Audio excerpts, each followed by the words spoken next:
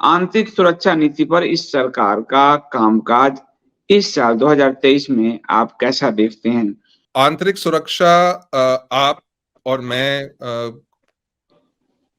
At least 3 सालों से इस पे बात कर रहे हैं, 3 नहीं तो 4 साल से बात कर रहे हैं इस पे। हर साल हम कहते हैं कि आंतरिक सुरक्षा में बहुत गंभीर समस्याएं हैं। तो आंतरिक सुरक्षा इस साल और खराब हुई है और उसमें बहुत सारी चीजें हुई हैं, हम उस पे सब पे चर्चा करेंगे। बट सबसे पहले मैं आपके दर्शकों को बताना चाहता हूं कि हिंदुओं पे जो वायलेंस हो रहा है वो एक्सपोनेंशियली इंक्रीज हो गया है। आपके जो भी दर्शक हैं जिन्होंने पिछले साल अगस्त का मेरा जयपुर डायलॉग्स पे प्रोग्राम देखा था, मैंने वहां ये बोला था कि एक फेस शिफ्ट हुआ है कन्हैया लाल के बाद और हमारी गवर्नमेंट का जो रिएक्शन हुआ है उसके बाद, और इससे आप देखेंगे कि वैसे ही जिहाद बढ़ रहा था, अभी एक्सपोनेंशियली बढ़ेगा। तो क्या हो रहा है कि इंडिविजुअल हिंदुओं को लेकर रोड पे पूरे देश में, हर स्टेट में ये हो रहा है, यूपी में भी हो रहा है, महाराष्ट्र में भी हो रहा है, केरला में भी हो रहा है, तेलंगाना में भी हो रहा है, वेस्ट बंगाल में भी हो रहा है, हर जगह। कोई देश में ऐसी कोई जगह नहीं है जो हो रहा है कि हिंदुओं को चुन चुन कर रैंडमली मारा जा रहा है। तो ये पिछले 10 साल से हो रहा है और पिछले 10 साल से, पिछले करीबन 3-4 साल से बहुत एक्सपोनेंशियली इंक्रीज हुआ है। तो इसके कुछ आंकड़े मैंने आपको भेजे हैं, ये जयपुर डायलॉग्स की वेबसाइट से हैं। तो ये जरा दिखाइए, मैं इनके माध्यम से लोगों को कुछ चीजें दर्शाना चाहता हूं। आंकड़े यूज करना बहुत बहुत आवश्यक है। तो ये आंकड़े हैं, मैं समझा दूं लोगों को, तो ये जयपुर डायलॉग्स की वेबसाइट से है और ये आंकड़े हैं जो उन्होंने दिए हैं, जो हिंदू मर्डर्स हुए हैं, जो हिंदूज मरे हैं।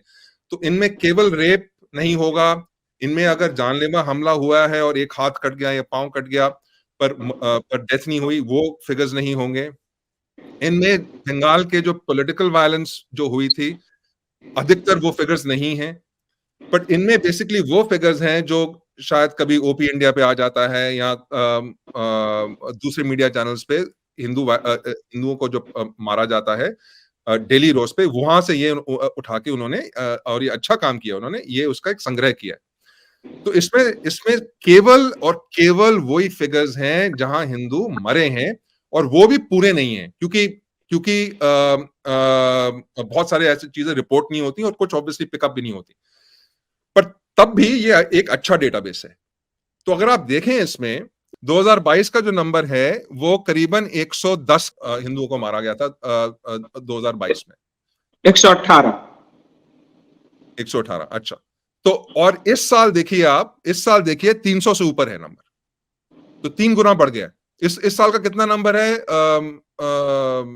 मेरे ख्याल से 315। 315। 315। 315। सो 118 से 315 एक साल में हो गया है, एक्सपोनेंशियल इंक्रीज। और यही मैंने पिछले अगस्त कन्हैया लाल के केस के बारे में बताया था कि ये एक्सपोनेंशियल इंक्रीज होगा। घरों में रोड पे जा जाके हमारे घरों में आके पकड़ के मारेंगे। तो घरों की बात है, एक मैं आपको केस बताता हूं 2022 का। ये बहुत फेमस केस है अंकिता का, अंकिता सिंह, झारखंड का केस है ये। 15 साल की बच्ची है ये। इन्होंने एक मुस्लिम के साथ कुछ नहीं किया, वो उनके पीछे पड़ गया। वो ये अपना काम कर रही थी, वो उनके पीछे पड़ गया, इन्होंने उसको रिजेक्ट किया। इनके घर में घुसकर, जब ये सो रही थी रात के 4 बजे, घुसकर उनको जला के मार दिया। ये 2022 की केस है, ठीक है। 2019 का एक केस है, एक छोटी सी बच्ची थी ट्विंकल शर्मा, ये अलीगढ़ का है, यूपी का। एक बच्ची को उठाकर, उसका नेबर था, बच्ची का नेबर था, बच्ची को उठाकर उसको 8 घंटे पहले उसका रेप किया गया, फिर उसको मारा गया और फिर उसको फांसी लटका कर उसको मार दिया गया। ये 219 का केस है। तो मैं ये दर्शाने की कोशिश कर रहा हूं कि आप उनसे दूर भी रहें, तब भी वो आके घरों में घुस के रोड पे रैंडमली पिकअप करके हिंदुओं को मार रहे हैं। और ये मैंने पिछले साल बोला था, ये बहुत इंक्रीज होगा और ये हुआ है। और ये इसलिए हुआ है कि कंसिस्टेंटली 2019 से जब हमने शाहीन बाग के सामने हाथ घुटने टेक दिए और सीए इंप्लीमेंट नहीं किया, और उसके बाद 2022 में जब ये तृप्तिकरण का पॉलिसी शुरू हुआ, 2022 जून या जुलाई में जब तृप्तिकरण की पॉलिसी शुरू हुई, तो पहले ही उन्होंने देखा था कि हम शाहीन बाग में हमने कुछ नहीं किया, हमने सीए रोक दिया, हमने खालिस्तानियों को पब्लिकली लोगों को सिंगू बॉर्डर पे मारते हुए देखा। खालिस्तानियों ने लोगों को मारा सिंगू बॉर्डर में, उन पे कुछ नहीं हुआ। पुलिस को बहुत मारा खालिस्तानियों ने, उससे कुछ नहीं हुआ। तो ये तो उनको पता ही था कि स्टेट डर गई है, और उसके साथ जब ये तृप्तिकरण हुआ उसके साथ, तब उन्होंने ये रियलाइज किया कि अभी बीजेपी, आरएसएस, वीएचपी का जो पूरा तंत्र है वो हमें सपोर्ट करेगा। पहले केवल ये बात थी कि जो स्टेट मशीनरी थी वो कुछ नहीं कर रही थी। और उसके साथ साथ क्या हुआ है, तृप्तिकरण के साथ पूरा का पूरा बीजेपी, आरएसएस, वीएचपी का जो पूरा का संघ है, इनको पॉलिटिकल और इमोशनल सपोर्ट देने लग गया है। तो ये दोनों चीजें मिलाकर, एक तो कि इंडियन पुलिस की स्टेट मशीनरी कुछ नहीं करती, इस पे हमने बहुत बात की है, 3-4 साल से बात कर रहे हैं। और दूसरा ये जो नया फिनोमेना है कि बीजेपी, आरएसएस, वीएचपी बन के एक साथ तृप्तिकरण के अंतर्गत मुस्लिमों को moral support, political support to an extend, क्योंकि उनको अपनी पार्टी में लेते हैं, और उनको लेजिटिमेसी दे रही है। तो इस वजह से ये एक सब्सटैंशियल इंक्रीज हुआ है। तो ये एक वन चीज है, ये मुस्लिम वायलेंस। इसमें एक चीज जो कवर नहीं हुई है वो है ये जो दलित SC ST का जो so called upper caste and all that पे बहुत जबरदस्त वायलेंस होता है। इसके भी केसेस हम देखते रहते हैं, तो ये उसमें कवर्ड नहीं है। तो ये एक डायमेंशन है जो बहुत इंक्रीज हुआ है इस साल। ये भी एक्सपोनेंशियली इंक्रीज हो रहा है, जो ब्राह्मणों पे अटैक हो रहे हैं अम्बेडकरिज्म के अंतर्गत। एक तीसरी चीज जो हुई है वो है कि हिंदुओं का पलायन हो रहा है।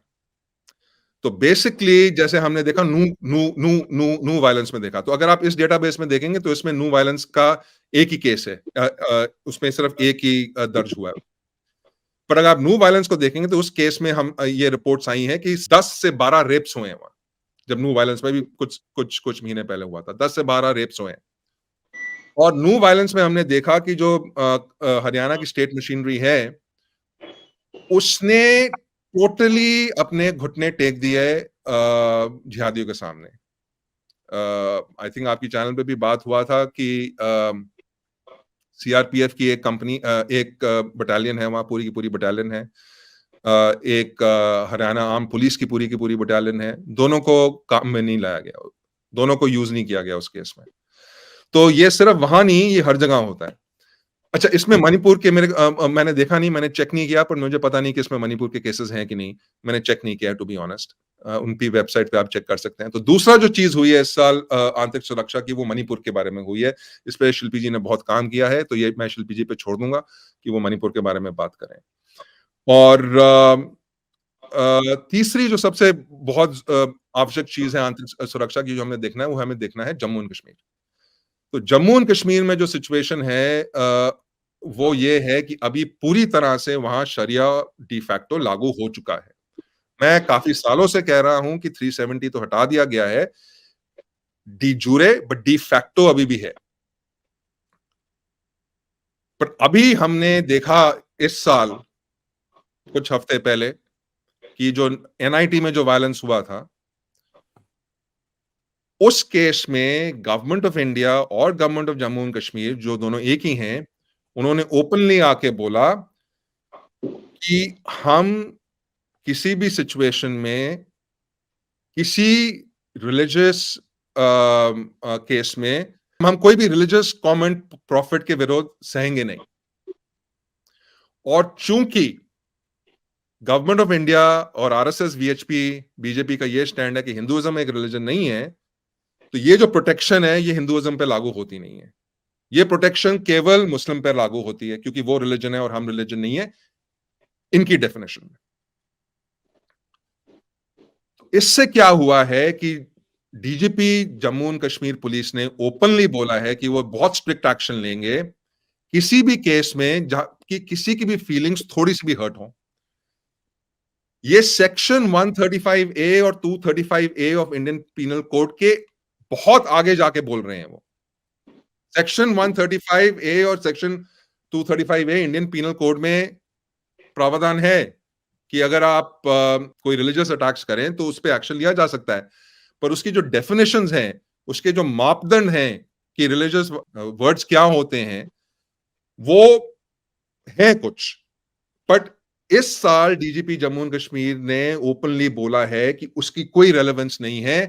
हम किसी भी केस में जब भी कोई मुस्लिम बोले कि मैं अपने आप को अग्रीव्ड फील करता हूं, हम उसकी कॉग्निसेंस लेके ये अज्यूम करेंगे कि कि आपने एक रिलीजियस अटैक किया है। तो this is totally outside the spirit of the law and the letter of the law. तो इट ऑलमोस्ट लुक्स लाइक कि उन्होंने एक नया पीनल कोड बना दिया कोई, और इस पीनल कोड का central government, BJP, RSS, VHP का पूरा सपोर्ट है। तो बेसिकली क्या हुआ है, क्योंकि हिंदू कुछ बोल नहीं सकता, वैसे ही आपने बोल दिया कि हिंदुइज्म रिलीजन नहीं है, और अभी आपने मुस्लिमों को यह हक दे दिया है कि जब भी उनका मन चाहे वो बोल सकते हैं कि हमारे पर रिलीजियस अटैक हुआ, पुलिस वो उसको कॉग्निसेंस में लेगी, दूसरे पक्ष को कॉग्निसेंस में नहीं लेगी। इससे क्या हुआ है कि ये जो कम्युनल वायलेंस बिल है, ये डी फैक्टो लागू हो चुका है। Communal violence Bill de facto लागू हो चुका है, नंबर 1, और जम्मू एंड कश्मीर को हम खो चुके हैं, नंबर 2। लास्ट में मैं ये कहना चाहूंगा बड़ी जल्दी कि मैं फिर से 2-3 सालों से बोल रहा हूं कि आर्टिकल 370 हटाने के बाद गवर्नमेंट इलेक्शन कराने की बहुत जल्दी में है, और उस इलेक्शन को कराने के लिए गवर्नमेंट डीलिमिटेशन करवाना चाहती है। ये डीलिमिटेशन 2011 के सेंसस के आधार पर हो रहा है। ये 2011 का सेंसस एक फर्जी सेंसस था, जहां ग्राउंड वर्क नहीं हुआ। लोग, गवर्नमेंट के जो ऑफिशियल्स थे, जो स्टेट गवर्नमेंट के ये जो स्कूल्स के जो अधिकारी थे, सो एंड सो फोर्थ, वो अपने डेस्क पे बैठकर जो भी उनके मन में आया फॉर्म पे लिखकर उन्होंने ये नंबर बनाए, और as a result of these numbers ये बाहर आया कि कश्मीर की पॉपुलेशन 5 साल में 13.5 लाख के करीब से बढ़ी है। और ये एकदम गलत है, क्योंकि कश्मीर में सिचुएशन मिलिटेंसी में ऐसी थी, और अभी भी है, कि अगर एक फैमिली में 4 बेटे होते हैं तो केवल एक बेटे की शादी कर पाते हैं, क्योंकि उनके पास पैसा नहीं होता है। ये this is a known fact. जो लोग एंटी टेररिस्ट ऑपरेशन में रह चुके हैं, ये वो जानते हैं, दीज आर नोन फैक्ट्स। तो ये जो 13.5 लाख या करीबन 15 लाख भी हो सकता है, और मे बी इट्स 25 लाख, मैं एग्जैक्ट नंबर नहीं जानता, 13.5 से 25 लाख के बीच में है कहीं। ये सडनली कश्मीर की पॉपुलेशन कैसे इंक्रीज होगी भाई, और जम्मू की पॉपुलेशन कुछ खास इंक्रीज नहीं हुई? तो दिस सेंसस वाज फर्जी सेंसस, एकदम फर्जी सेंसस था। बीजेपी ने खुद बोला कि ये सेंसस फर्जी सेंसस है, ये सोनिया ने कराया फर्जी सेंसस। तो भाई साहब, अगर सोनिया ने ये फर्जी सेंसस कराया, तो आपने इस सेंसस के बेसिस पे डीलिमिटेशन क्यों की?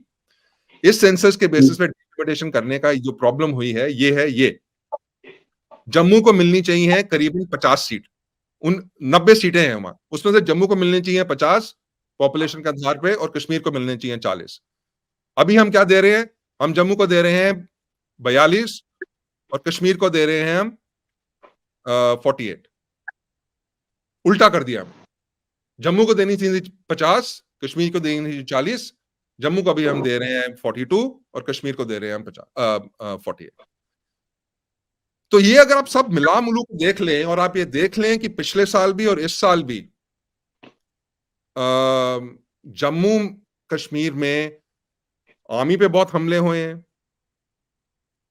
हिंदू सिविलियंस पे बहुत हमले हुए हैं, और ऐसे हमले पहले हमने लास्ट देखे थे ये नंदीमर्ग एंड उन केसेस में 2003 में, 2004 में। तो ये सब मिला मिलू के हम ये कह सकते हैं कि हम कश्मीर हार गए। तो नेट सिचुएशन ये है कि आज की डेट में अगर हम देखें तो जम्मू कश्मीर हमारे हाथ से चला गया, Kashmir is definitely gone. Manipur चला गया है, जिसपे शिल्पी जी डील में बात करेंगे, और ऑन ग्राउंड कॉमन आदमी पे जबरदस्त हमले हो रहे हैं इन एन एक्सपोनेंशियल वे। पिछले साल के मुकाबले इस साल वो हमले 3 गुना बढ़ गए। तो जम्मू कश्मीर का और देश की जो आंतरिक सुरक्षा है वो दोनों बहुत ही, एक तरह से कहिए कि वेंटिलेटर पर गया हुआ है और हिंदुओं की स्थिति बहुत खराब है। इसके बावजूद यदि गृह मंत्री नारा लगा रहे हैं कश्मीर पर भी और देश की सुरक्षा पर भी, तो ये बहुत चिंताजनक स्थिति है। मैं डॉक्टर साहब के पास चलना चाहूंगा। डॉक्टर साहब, इसमें आप क्या वैल्यूएट करना चाहेंगे, खासकर मणिपुर की स्थिति? भारत में अभी तक मेरी पत्रकारिता जब से 2002 से है, मैंने कभी नहीं देखे कि मई से शुरू हुआ और मई, जून, जुलाई, अगस्त, सितंबर, 7 महीने हो गए, 7.5 महीने, और एक राज्य जल रहा है। हिंदू मैतेई मारे जा रहे हैं, उनका वोट भी शिफ्ट हो रहा है भाजपा का, अभी शायद वहां वोट कर रहे हैं, लेकिन 7 महीने में इतने लोग मर गए, कोई पूछने वाला नहीं है। ये किस तरह की स्थिति भारत की सुरक्षा में आप देख रहे हैं? नमस्ते अक्षय जी, नमस्ते संदीप जी, और समस्त दर्शकों को भी नमस्कार, जय श्री राम।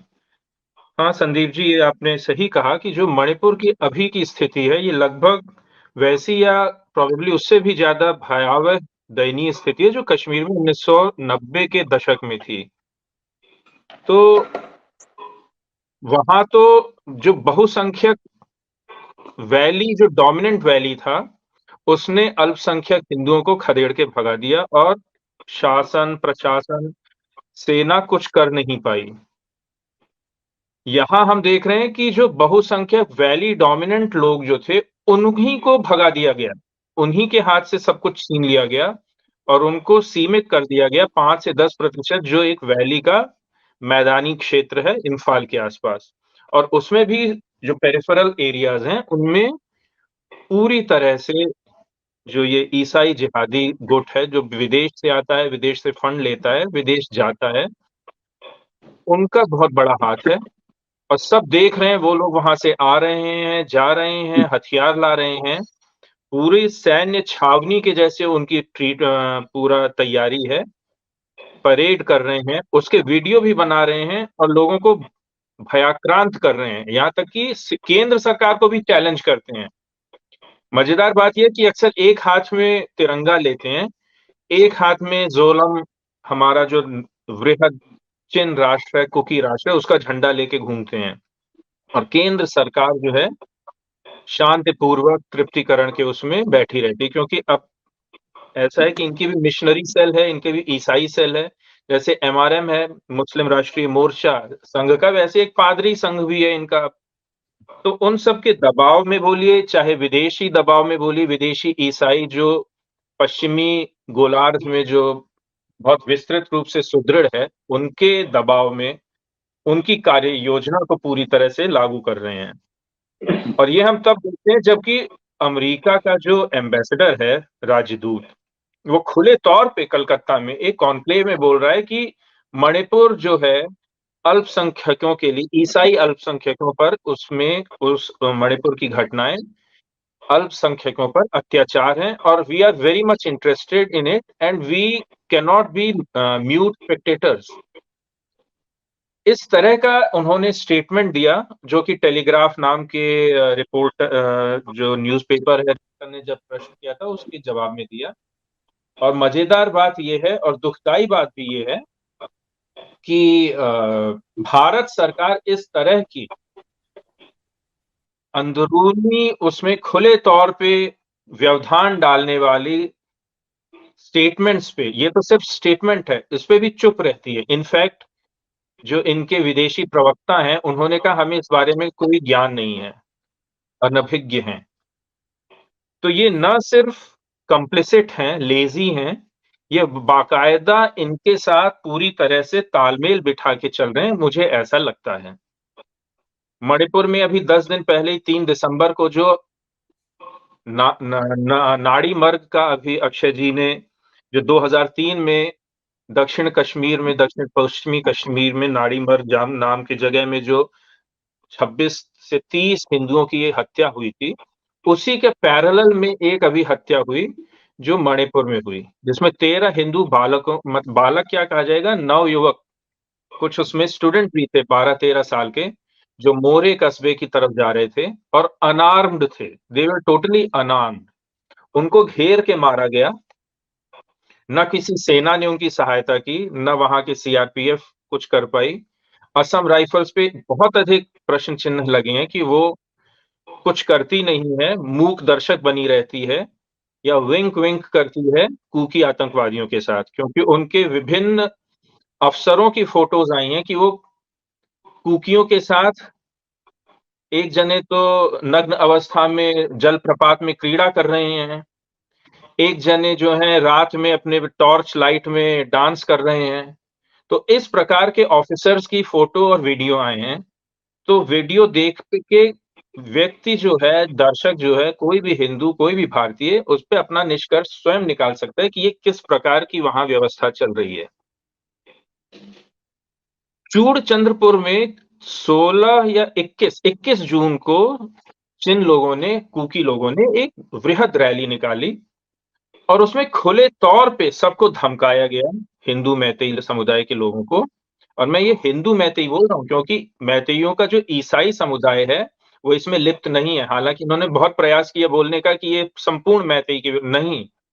कहीं-कहीं उनमें कोलैटरल डैमेज हुआ है कि उनका कोई चर्च जला दिया गया है। लेकिन जो ईसाई मैतेई समुदाय के लोग भी हैं, वो भी चुप हैं। वो उनका खुले तौर पे अपोज़िशन नहीं कर रहे हैं कूकियों का, क्योंकि ये पूरा सब कुछ चर्च स्पॉन्सर्ड है। It is a religious pogrom against Hindus. Meitei में भी जो 2-3 वर्ग हैं, एक सनातनी, कट्टर सनातनी वैष्णव वर्ग है, मणिपुरियों में। एक है जो कि हिंदुओं से एलाई होके कुछ अन्य प्रकार की पूजा पद्धतियों में भी लिप्त है और 10% मैतेई ऐसे भी हैं, 9 से 10% जो कि कन्वर्ट होके ईसाई बन चुके हैं। तो ये जो 9 से 10% ईसाई बने हुए हैं, ये चुप्पी लगाए हुए हैं। इन्होंने आज तक खुले तौर पे अपने ही सहोदरों का समर्थन नहीं किया है।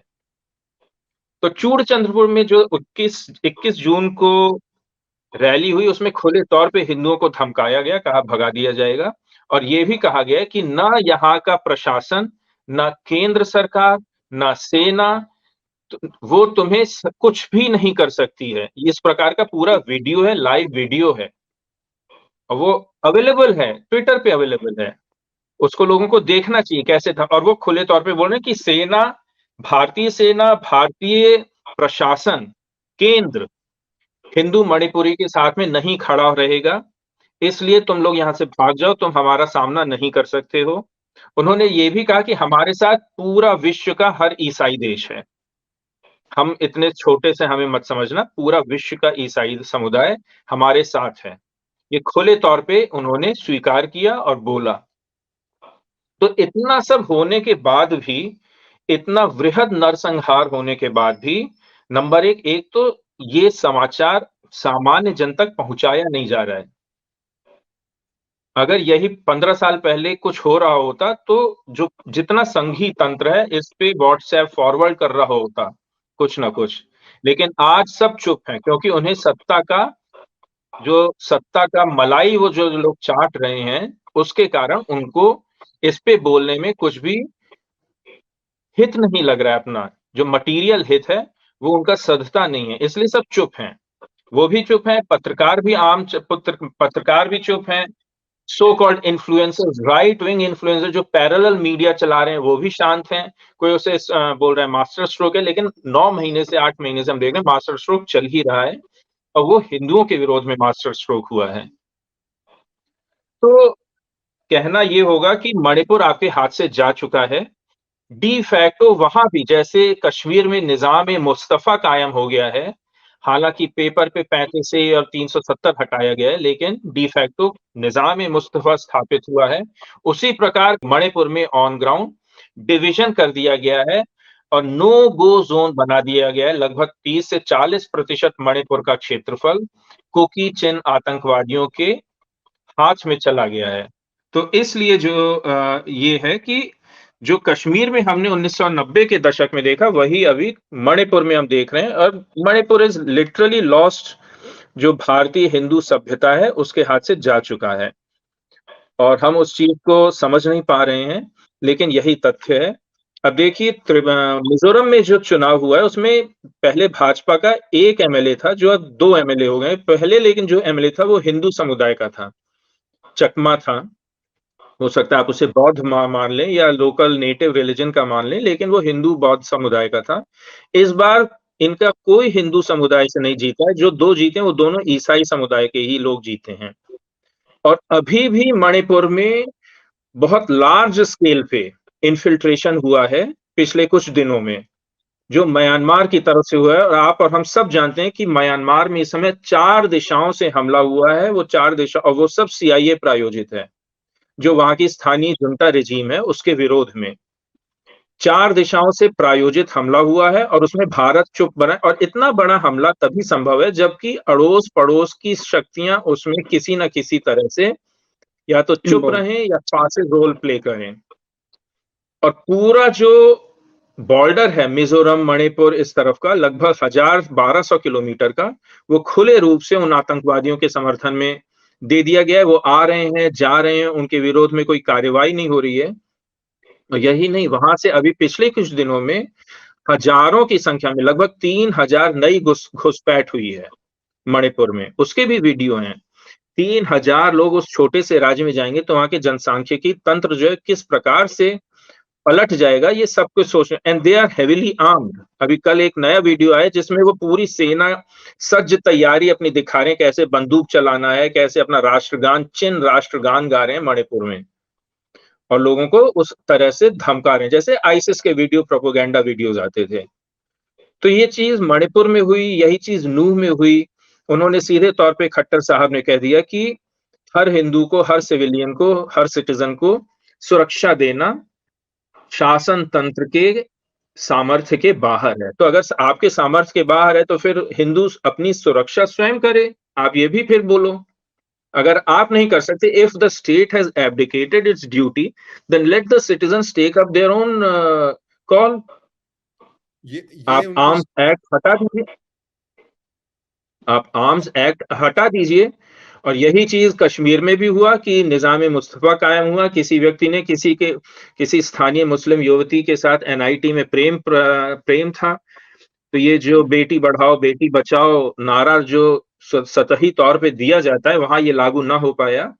जो प्रेमी था उसी के ऊपर प्रॉफिट का एक झूठा मनगढ़ंत आरोप मढ़ा गया, और शासन तंत्र ने आनन फानन में एक धमकी भरे लहजे में वो जो पुलिस का प्रमुख है, एक धमकी भरे लहजे में लोगों को धमका रहा है कि कोई इस प्रकार से प्रॉफिट के विरोध में बोलेगा तो हम उसके खिलाफ इस तरह की गतिविधि, इस तरह की एक्टिविटीज पे हम कार्रवाई करेंगे कड़े से कड़ी। और रातों रात सारे हिंदू स्टूडेंट्स को वहां से हटना पड़ा। आप बोलते हैं कि 96 में, आप बोलते हैं कि 96 में हिंदुओं को खाली करना पड़ा, तो आपके शासन तंत्र में नूह में खाली करना पड़ा, मणिपुर में खाली करना पड़ा, and a new wave of de-Hinduization in Kashmir also started in your regime only. और पर एक पैराडॉक्स देखिए, जितना भी चटवा चेलिया वर्ग था इसको बोल रहा है देख रहा है कितना अच्छा। यही होता है difference between Congress and BJP. इनको पुलिस ने जो है सहायता की बाहर आने में, तो हमें मोदी जी पे इतना भरोसा है कि इन्होंने सेफली सबको हटा दिया। This is the level of discourse कि खाली हुआ सो खाली हुआ, लेकिन शासकीय तौर पे खाली हुआ। आप कुछ बोल रहे थे अक्षय जी? डिस्कोर्स का तो ये लेवल है कि हिंदुओं की मौत पे भी हिंदुओं को गाली देती है ये जो मास्टर स्ट्रोकवादी जमात है। और हिंदू यदि प्रतिक्रिया करता है तो कहती है अराजकता पैदा करता है, जेल में तो डालेगा। ये स्थिति हिंदुओं के साथ, इतनी बुरी गत हिंदुओं के साथ कभी नहीं हुई। मणिपुर की आप बात कर रहे थे, मणिपुर में आसाम राइफल के विरुद्ध मणिपुर पुलिस ने एफआईआर दर्ज कराए हैं। आसाम राइफल जो गृह मंत्रालय के अधीन आता है, अमित शाह जी के अधीन आता है, वो खुलेआम जो 2 मैतेई सोए हुए थे उनको कुकियों ने मारा और उसको प्रोटेक्ट किया।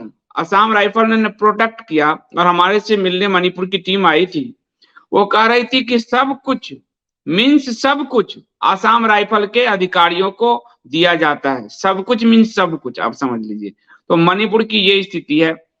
कश्मीर की आप देख ही रहे हैं 370 का सिर्फ एक वितंडा खड़ा किया और उसमें डोमिसाइल एक्ट लागू कर दिया।